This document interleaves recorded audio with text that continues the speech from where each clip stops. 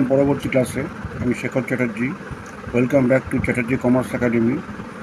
আজকে আমরা ক্যাশ বুক করব। এতদিন আমরা জার্নাল, লেজার, ট্রায়াল ব্যালেন্স করেছি। জার্নালে যে ক্যাশ এবং ক্রেডিট ট্রানজ্যাকশান সবগুলো একসঙ্গে এন্ট্রি করা হয়, এইবারে সেই ট্রানজ্যাকশানগুলো আমরা ডিফারেন্ট বইতে এন্ট্রি করব। ক্যাশ বইতে শুধুমাত্র ক্যাশ এন্ট্রিগুলো করা হয়।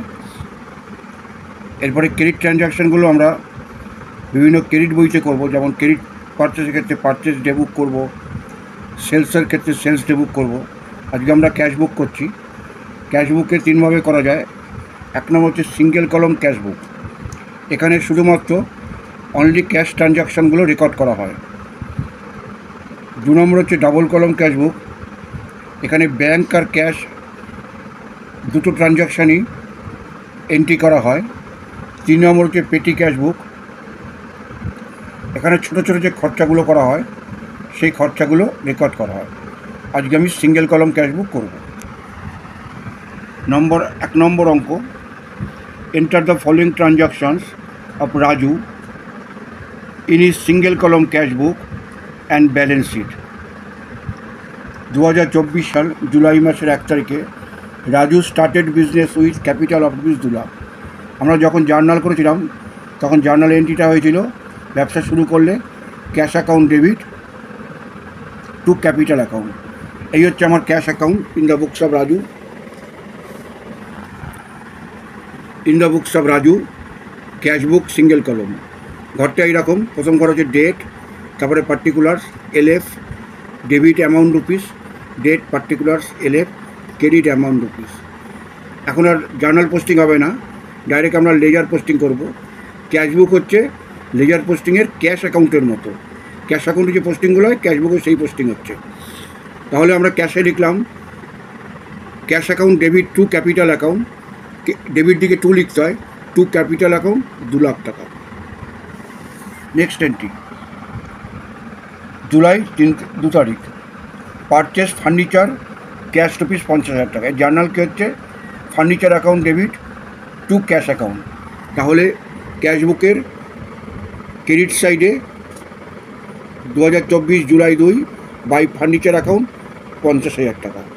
3 নম্বর entry, purchase goods for cash, ক্যাশে পারচেস করা হয়েছে। এন্ট্রিটা কি হচ্ছে journal purchases account debit to cash. Cash বুকের ক্রেডিট সাইডে জুলাই 3 বাই পারচেসেস অ্যাকাউন্ট 30,000 টাকা। জুলাই মাসের 5 তারিখে paid freight rupees 500। Journal entry কী হচ্ছে freight account debit to cash account. Cash বুকের ক্রেডিট সাইডে জুলাই মাসের 5 তারিখে বাই ফ্রেড অ্যাকাউন্ট 500 টাকা। নেক্সট এন্ট্রি 7 তারিখ, sold goods for cash rupees 28,000 টাকা। জার্নাল এন্ট্রি কী হচ্ছে cash account debit to sales account.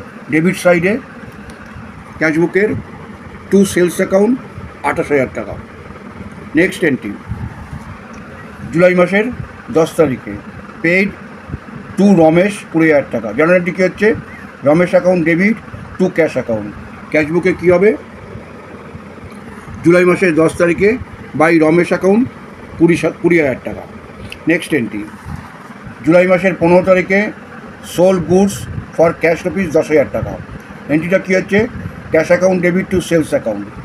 জুলাই 15 ক্যাশ বুকের ডেবিট দিকে টু সেলস অ্যাকাউন্ট 10,000 টাকা। নেক্সট এন্ট্রি জুলাই মাসের 20 তারিখে paid wages rupees 10,000। Journal entry কী হচ্ছে wages account debit to cash account. Cash বুকের ক্রেডিট সাইডে বাই ওয়েজেস অ্যাকাউন্ট 10,000 টাকা। Next July 25 purchase goods from X on credit 20,000 টাকা। ক্যাশ বুকে কোনো ক্রেডিট ট্রানজ্যাকশন আসে না, এটা ওয়ার্কিং নোটে লিখে দেবে।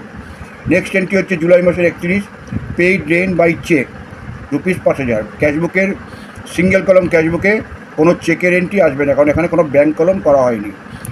এই হচ্ছে আমাদের cash book.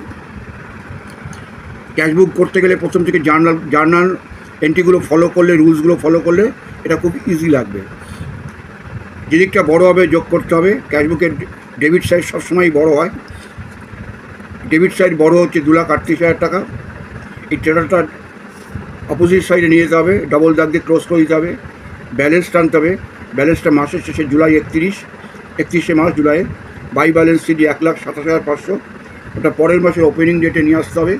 To balance BD 1,27,500। এই হচ্ছে আমাদের প্রথম অঙ্ক আজকে শেষ হলো। ভিডিওটা লাইক করবে, শেয়ার করবে এবং সাবস্ক্রাইব করবে, আর নোটিফিকেশানে গিয়ে অল বটনটা করে রাখবে, তাহলে সব ভিডিও প্রথমে তুমি পেয়ে যাবে।